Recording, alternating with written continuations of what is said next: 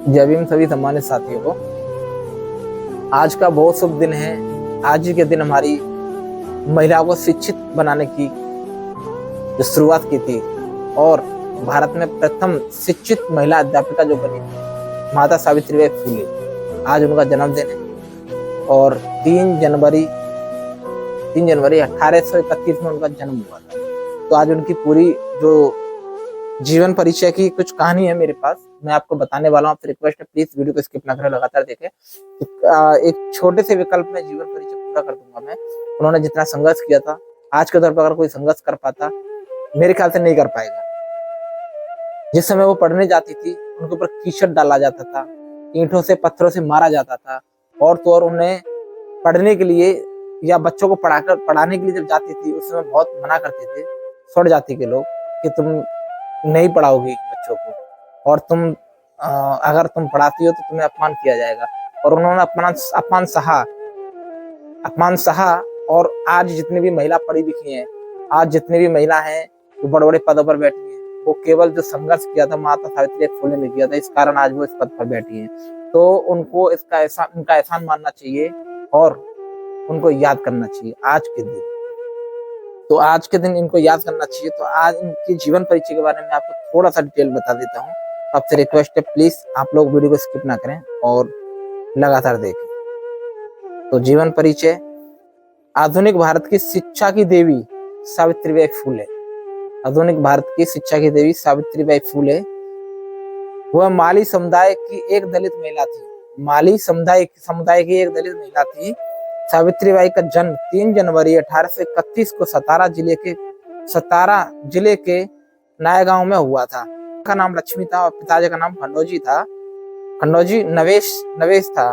खंडोजी नवेश पाटिल की सबसे बड़ी बेटी थी। वो 1840 में 9 वर्ष की आयु में, मात्र 9 वर्ष की आयु में 1840 में उनका विवाह हो गया था ज्योतिबा फुले के साथ, जो कि वो 13 वर्ष के थे। यह वह समय था जब भारत में लड़कियों को पढ़ाना लगभग प्रतिबंध था।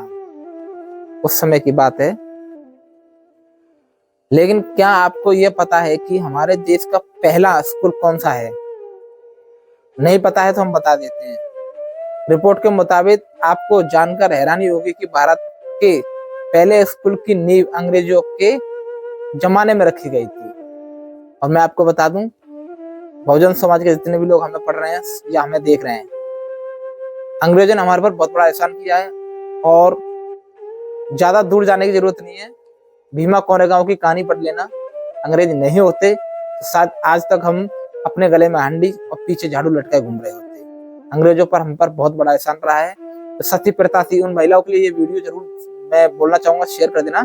उन महिलाओं के लिए जो स्वर्ण जाति से आती हैं और अपने आप को बहुत कुछ समझती हैं और दलितों को कुछ भी नहीं, अब जीरो समझती हैं, उनको बता दें आज आप जो पढ़ लिख कर बन रही हैं वो केवल और केवल माता सावित्रीबाई फुले की बदौलत है। ठीक है, नहीं तो ना तो आप कभी पढ़ पाती, ना शिक्षित हो पाती। और दलितों की महिला तो आज भी घर में नौकरानी या गंदे उठाने का काम कर रही होती।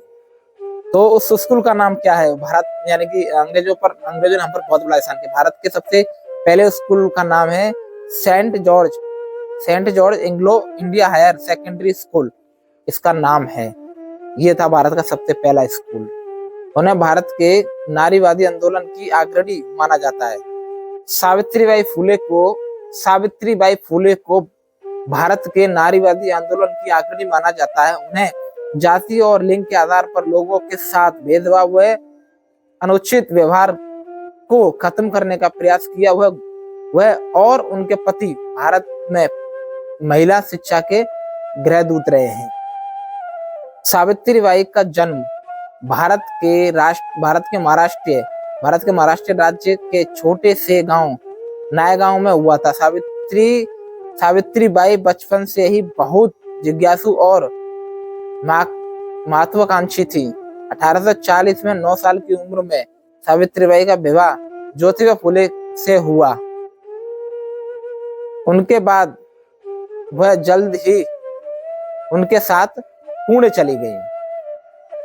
आज से 160 साल पहले जब लड़कियों की शिक्षा एक अभिशाप मानी जाती थी, उस दौरान उन्हें महाराष्ट्र की संस्कृति राजधानी पुणे में पहला बालिका विद्यालय खोलकर पूरे देश में एक नई पहल की शुरुआत की। 1848 में पुणे में बड़ेवाड़ी इलाके में अपने पति के साथ मिलकर विभिन्न जातियों की 9 छात्राओं के लिए एक विद्यालय खोला था। सावित्रीबाई की सबसे बेशकीमती संपत्ति एक ईसाई मिशनरी द्वारा उन्हें दी गई किताब, उनके सीखने के उत्साह से प्रभावित होकर ज्योतिराव ने सावित्रीबाई को पढ़ना और लिखना सिखाया। सावित्रीबाई फुले ने अपने पति ज्योतिराव फुले के सहयोग से पुणे में बालिकाओं के लिए पहला बालिका विद्यालय खोला। 1 जनवरी 1848 में लड़कियों की शिक्षा पर उस समय सामाजिक पाबंदी थी। यह वह दौर भी था जब महज 12 से 13 वर्ष की उम्र में लड़कियों की शादी उम्रदराज पुरुषों से कर दी जाती थी, इसलिए कई किशोरावस्था में ही विधवा हो जाया करती थी।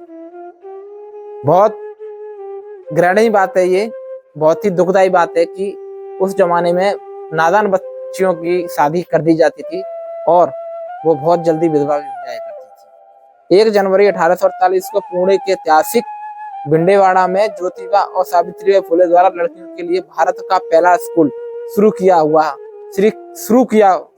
किया। 175 साल हो गए इस स्कूल को चले हुए।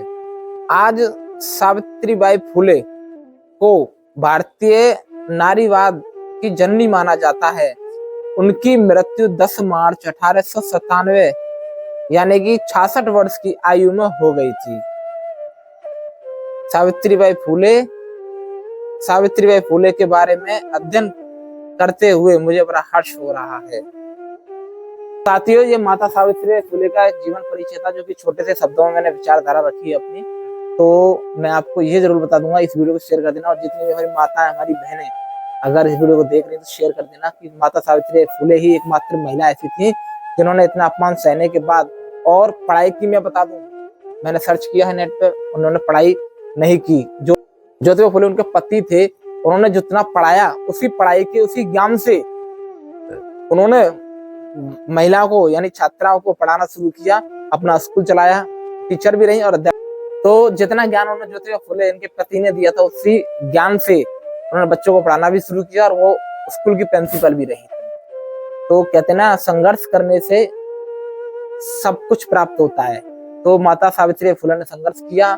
आज पूरे देश भर में, आज वर्ल्ड भर में महिलाएं शिक्षित हैं, पढ़ लिख रही हैं और एक अच्छी पोस्ट पर भी हैं। हमारी वीडियो आपको कैसी लगी? प्लीज अच्छी लगे तो लाइक कर देना, चैनल पर नए हो तो सब्सक्राइब करना ना भूलें। सभी को मेरा क्रांतिकारी जय भीम, नमो बुद्धाय।